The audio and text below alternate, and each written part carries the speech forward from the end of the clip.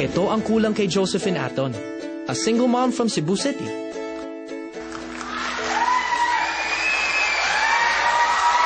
Nasa anong level ang timbang mo ngayon? Nasa 256 ako. Behind that laughter is a woman who has lost all confidence in herself. Ilan anak mo? Isa lang. Kasi masyadong mahiyain yung anak ko eh. Ganon din ako nung bata pa ako. Di ako nabigyan ng oportunidad kasi sa hiya. Minsan, sinamahan ako ng mama ko nung sumali sa isang singing contest. Tapos ako yung umatras kasi yung papa ko minsan nagdi-discourage sa akin. Nagpigil akong ilabas yung talent ko. Sa competition na to, sino o ano po ang inspirasyon niyo? Ayun. Papa ko. Yung sa akin lang, makakanta lang ako, may palabas ko yung talent ko, yun. Yun lang talaga ang pinaka ambisyon ko sa buhay. Yung makatungtong na isang stage, yung maraming tao na malaman nila na may talent ako, yun. Ma, eto nga pala anak mo, kung sakasakaling mapasok ako, dapat mong mapakinggan to. Kailangan palang ilabas, di kailangan itago. Ano bang talent mo? Singing. Go, Josephine. Thank you. Have you ever reached your rainbow's end?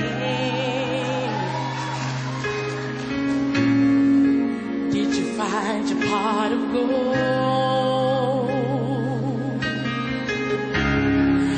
Ever catch the shooting star? And tell me how high did you soar? Ever felt like you were dreaming just to find that you're awake?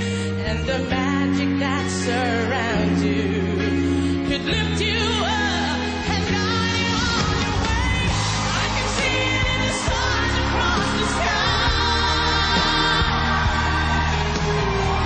Dreams 100,000 dreams before, now I'm finally realized.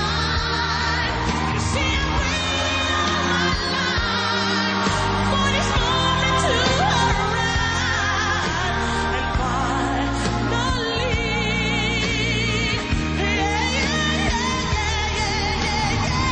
I believe in the impossible. If I reach deep within my heart, overcome any obstacles. Won't let this dream just fall apart. You see, I strive to be the very best. Shine my light for all to see. 'Cause anything is possible when you believe.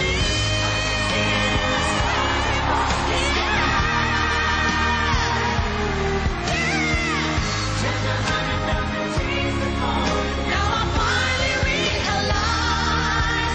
You see, I'm waiting all my life for this moment to arrive. And finally,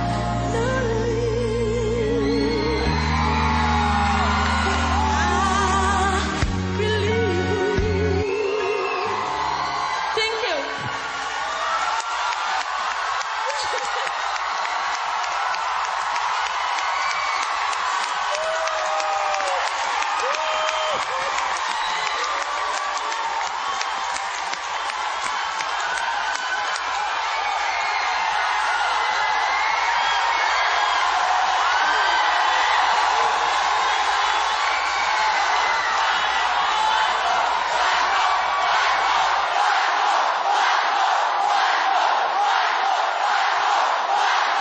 You have proven to your father that you could really sing.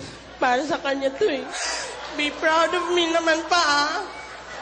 Na-disappoint ko man sila noon sa pangarap nilang maging singer ako. Gusto ko talagang i-win yung heart ng magulang ko. Anak ko pala nun. Kasabay ko yan sa pag-audition ko. Hindi ko inakala ako mapasok kasi siya yung in-audition ko eh. Tapos, pinilit niya lang ako.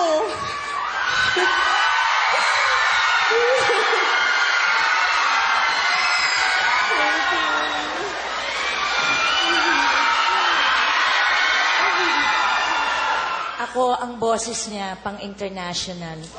Thank you. Huwag na natin patagalin ang boto ko. Yes! Ako, So much yes.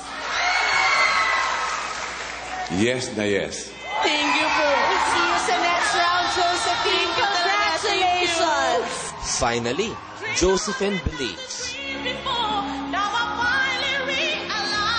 Ang linis ko mata.